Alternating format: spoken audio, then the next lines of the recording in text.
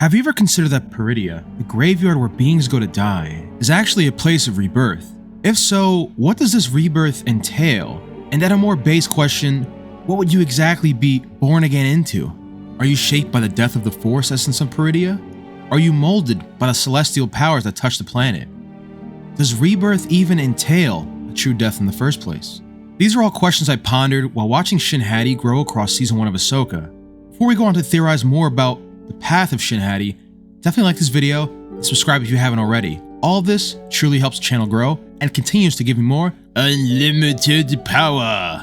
So get ready, because in today's video we're going to be deep diving into the theory that perhaps Shin Hati was actually reborn on PERIDEA and what this means for her journey ahead. You're right about one thing, Captain. We are no Jedi.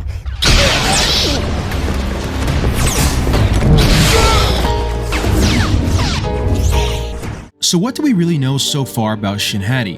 Well, unfortunately most of her past is shrouded in mystery, but here's what we do know so far based on the mostly readily available information. Shin was born sometime after Order 66, though again a very vague frame. We can't say for certain what her age is. I like to think that she's around the same age as the actress who plays her, IVANNA SAKHNO, who's 26 years old. So if we base it off of this or the thereabouts speculated, then Shin Hati would have been born 15 years before the Battle of Yavin. According to Games Radar, the events of Ahsoka take place around 11 years after the Battle of Yavin, hence how I concluded Shin's birth year.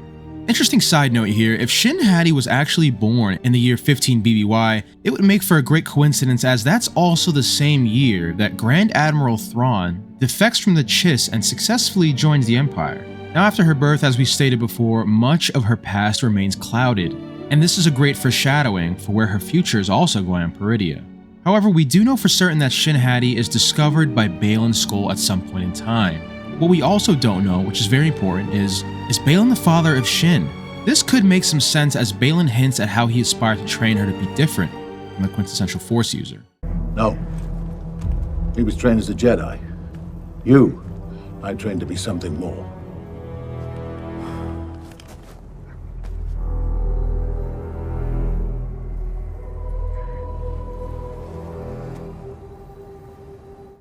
But aside from this, in terms of backstory, there's just really not that much to reveal about Shin.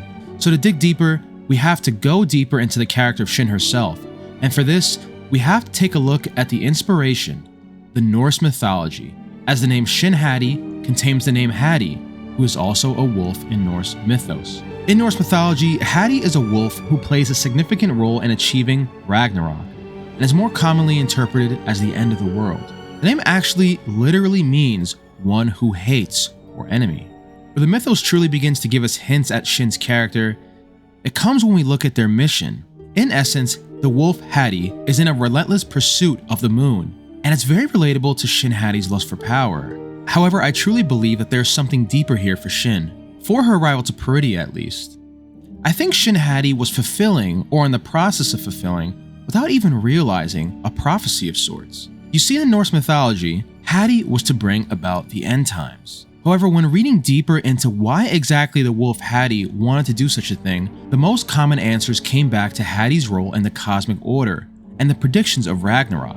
Hati was meant to capture the moon, not for their own personal power, but to end the world for everyone, including themselves. In fact, according to some research I did on the Norse mythos, Hati bringing about the end times is supposed to be symbolic that time is always moving forward, and the start of a new order are not preventable. I suppose it's kind of like how we celebrate the new year. We can do the most insane things as a human race, but no matter what, the rotation around the sun will happen. Hati will capture the moon, and Shin, well, what will Shin do exactly? Let's backtrack for a second here, and before we delve into what I think Shin's original plan was, let's evidence some of those motivations.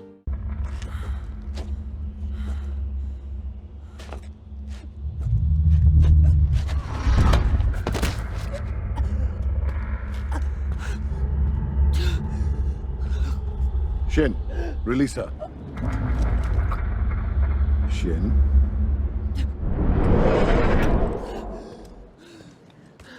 Prior to her arrival on PERIDEA, Shin was very much in lockstep with Baylan's Skoll.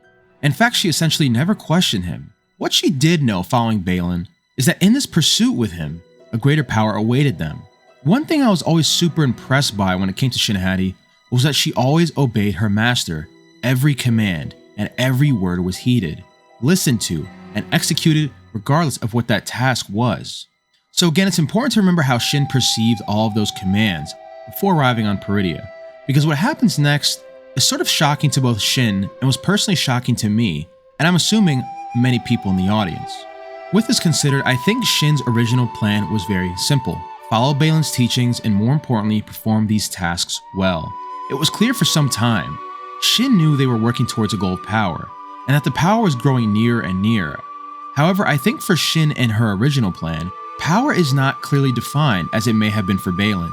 In fact, I would say the concept of power was and is very different for both characters, and it always has been. Shin just may have not known that. And unless, of course, Baylan also was just misleading her the whole time. The second pivotal moment for Shin comes upon arriving on PERIDEA. I think this is when Shin starts to experience change. And perhaps this is also symbolic of being in a new galaxy. Metaphorically speaking, our heroes and villains are essentially in another life, another dimension, purgatory as I see it. And in a lot of ways, yes, PERIDEA kind of is like purgatory. It's neither here nor there. And I think Shin starts to pick up on this when meeting with the Night Sisters and seeing that this concept of power might be a little bit different than what she once thought.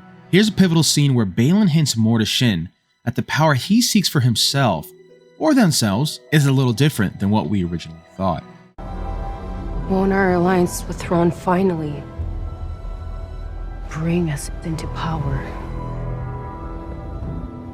That sort of power is fleeting. What I seek is the beginning, so I may finally bring this cycle to an end. And that beginning is here.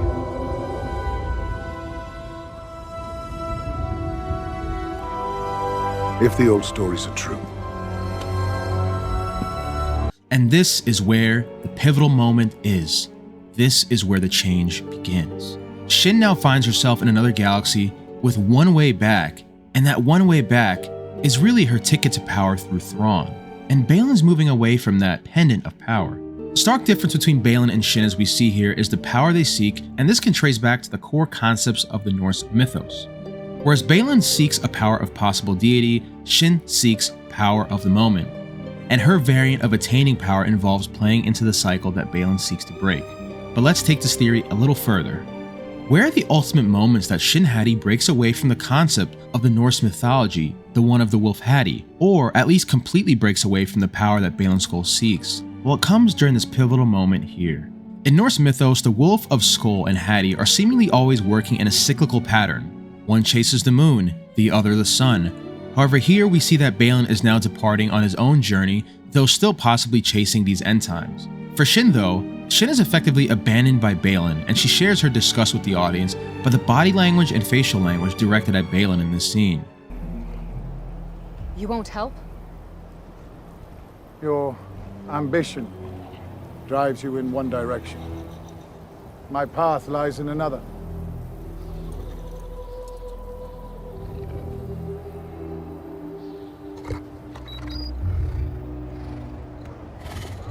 I've located Ezra Bridger. Sending his coordinates now. Now for Baylan's sake, there comes moments in the show where he seems almost hurt, or pain to not help his apprentice, or possible daughter, but elects to move on his own destined path. Very quick thought, despite effectively abandoning Shin, Baylan does leave her with a parting lesson. A cryptic message, in fact. Perhaps he's foreseen her future, but we'll save that theory for another time. Back to Shin Hati.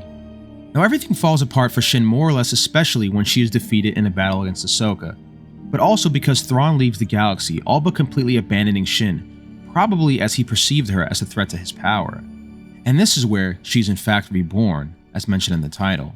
In my opinion, Shin Hati experienced this rebirth of sorts after being betrayed by Baylan, left for dead by Thrawn, and left on a planet with 3 Jedi who are ideologically at odds with her. And this rebirth sorts is very apparent when she confronts the nomads of PERIDEA. In fact, we're also given a great hint by the actress herself, IVANNA SAKHNO, that Shin Hati was a learner and has learned and is becoming a new person. She's incredibly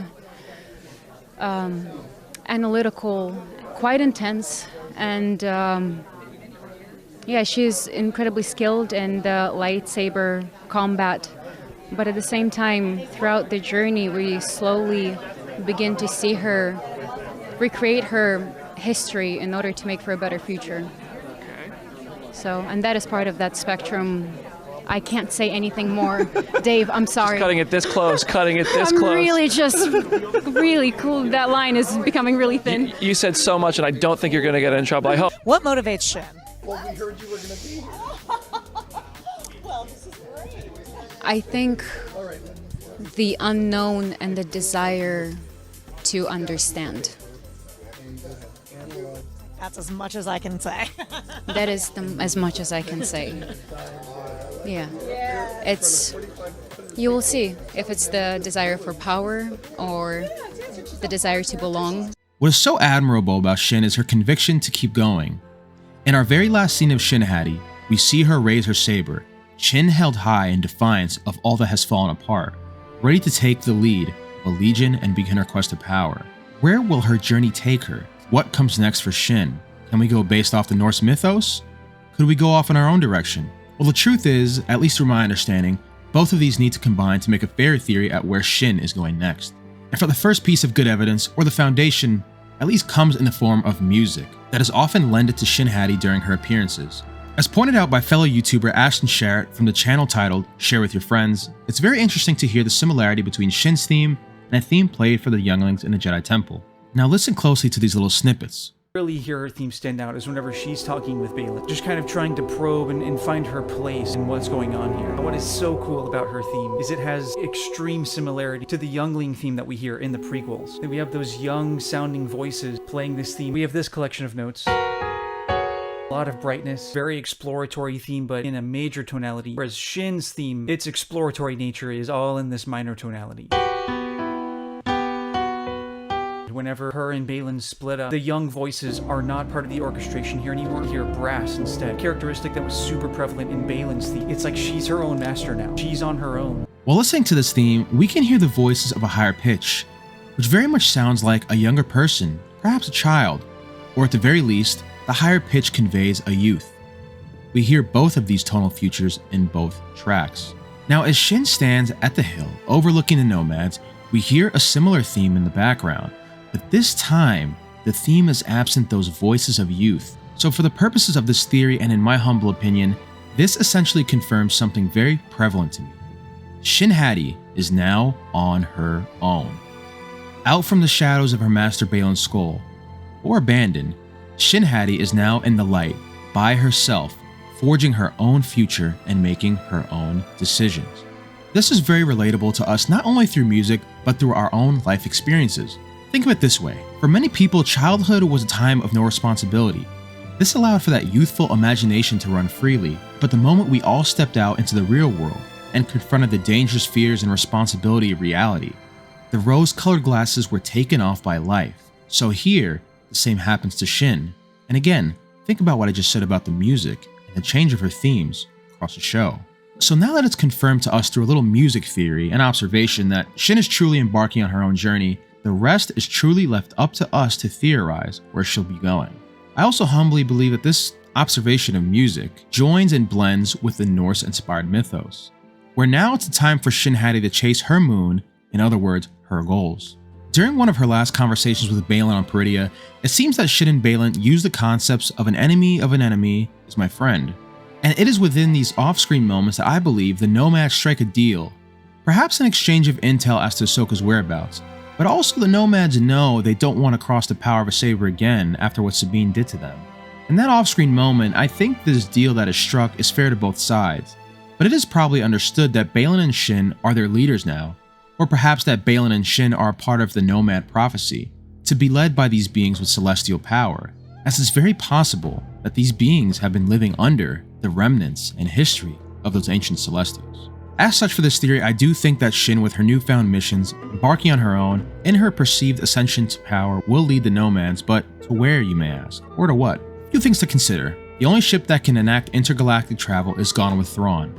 Baylan has all but abandoned Shin, and Ahsoka, Tano, Sabine, and Ezra are left on the planet with them, and none of this really bodes well for Shin at all. So where can we look now to make a better theory after our music observation? Well, first we can look back to the Norse mythos of Baylan and Shin's dialogue. Very interestingly enough, Baylan and Shin have a dialogue about the Jedi's legends on PERIDEA. During this encounter, Shin makes a remark to Baylan where she says, "Sometimes stories are just stories." Now here I think this is a direct reflection from Dave Filoni about the Norse myths. Stories are just stories. Shin and Baylan are based on Norse myths, and we can infer they might follow their paths, but at the end of the day, those inferences are just based on stories like I just mentioned. Perhaps this is an effort to subvert the expectations of a person crazy enough, like me, to make a 20-minute video on two characters with very little backstory. But alas, this is the hype train. We're gonna keep going. I believe that Baylan is adhering a little more closely to the Norse myths, and it is very obvious. He constantly hints at callings, greater powers, something different breaking the cycle. This is in lockstep with the mythos of Skoll, who chases the sun to devour and bring about the end time. But for Shin on the other hand, it's different. Up until her arrival on PERIDEA, I do believe Shin is actually in lockstep with the Norse mythos as well, but upon her arrival, as we mentioned before, things changed, and her perception of Baylan changes too, and these things all signal a change for Shin, a change that sees her deviate from the stories of the Norse mythos as well, and one that sets her on her very own destiny in Star Wars. Now with all of this being said, I do believe 100% that Shin also hears this calling, possibly from Abeloth, as evidence of this is seen here. They seem eager to leave this place. Maybe we should too. Perhaps they flee a power greater than their own. Something calls to me. Can't you hear it? Something stirs here. Can't you see it? And I mean, look at Shin's body language. Any person I think could sense this feeling of uneasiness. From her eye contact, to the movements of her body, the fear when looking at Baylan, the evidence is clear. I think as Shin breaks away from her own mythos where she's supposed to chase the rapture, well, that story is completely overtaken by her own lust for power. In fact, I'd say Baylan's abandonment of her further pushes her towards the concept that I'm on my own, and this is my time. And we certainly see this at the forefront many times as Shin is seemingly more concerned with the idea of immediate power, and being a part of this cycle that Baylan seeks to break. In fact, I think that Shin's going to actually realize what Baylan seeks as she perhaps trails him in Season 2. Knowing that Baylan is seeking this power and knowing how fearful the power made her feel, Shin will probably seek to disrupt Baylan's path with or without Ahsoka. Now this theory only applies here if Baylan is indeed attempting to end the galaxy, and end the cycle as he describes here, also abandoning Shin. Out of a selfishness of her own lust for power, or at least at a chance of significance, Shin may indeed confront Baylan in an effort to stop him. Now whether she tries to stop him via the Force or perhaps a touch of compassion, Shin will see this as her immediate goal because obviously Shin can't rise to power as the galaxy ends as Baylan sees fit based on our theory about what he's going to do. This is most likely for a host of reasons, the main one being that Ahsoka and Baylan are her main obstacles, but one where Baylan seeks to start a new beginning is detrimental to her own life. And I think Shin truly realizes that maybe Baylan, like the politicians he describes to despise, she's being misled and used. Right, because at this very moment, Baylan pretty much says, hey, you're on your own, and these goals we once shared, well, my goal was never aligned with yours. In terms of theory after this, well, I can't really expand too much on that, because it keeps hinging on decisions we're just not sure if they're going to happen or not. I simply think this is the most likely theory to come into place during Ahsoka Season 2, and there's certainly some interesting stories and theory crafting involved as well, but there's also some evidence as we mentioned before. The once loyal apprentice to her stoic master is now an abandoned apprentice, truly broken, with feelings of betrayal, and a realization of the true differences they had all along. Conversely, there could be another path here for Shin as well. Shin Hati, who grew up essentially alone with no family, could also attempt to make the nomad her own people. This is likely too because in many ways Shin is a nomad in a sense. No family, no friends, all by herself. However, as to where this theory would go would be really hard to predict because in this scenario, Baylan wouldn't seek to end the galaxy, and Shin would be completely uninvolved from Baylan's Skoll going forward. But in all, Shin Hati's journey on PERIDEA marks a significant transformation, embodying the essence of a rebirth in a world traditionally seen as a graveyard. As we've explored, her character is deeply influenced by the myths and legends that surrounded her from Norse mythology. From her mysterious origins to her Norse-inspired name, the profound shift she undergoes in PERIDEA from a loyal apprentice to an independent Force user symbolizes her own unique path of rebirth. Peridia, with its mystical and almost purgatorial atmosphere, serves as the crucible for Shin's transformation. The celestial and force essences of the world seem to keep molding her into something new, different from what we ever anticipated under Baylan's tutelage. And her journey, again, is not just a physical one, but deeply spiritual, and contains philosophical metamorphoses. And Shin's rebirth, as mentioned before, is epitomized in her final act of defiance, raising her saber with conviction as she stands before the nomads of Peridia. The moment crystallizes her transition from following Baylan's enigmatic pursuit of power to carving out her own destiny. She embodies the relentless pursuit of purpose, much like Hati chasing the moon in Norse mythology, but with a twist that sets her apart from her mythological roots. Now, as we look ahead, the possibilities for Shin's journey are truly open-ended. Will she forge her own tribe, ally with powerful figures like Thrawn or Ahsoka, or perhaps seek to challenge Baylan's ambitions directly? The answer lies in the unfolding narrative, but one thing is certain: Shin Hati is reborn, and her path is one of her own making, driven by that newfound strength and determination. Thanks for joining me on this deep dive into the rebirth and new journey of Shin Hati. If you enjoyed this long form video and you want to see more Shin Hati content, don't forget to like, comment, subscribe, share with a friend. Your support fuels this channel and it helps us bring more exciting theories and insights into the Star Wars universe.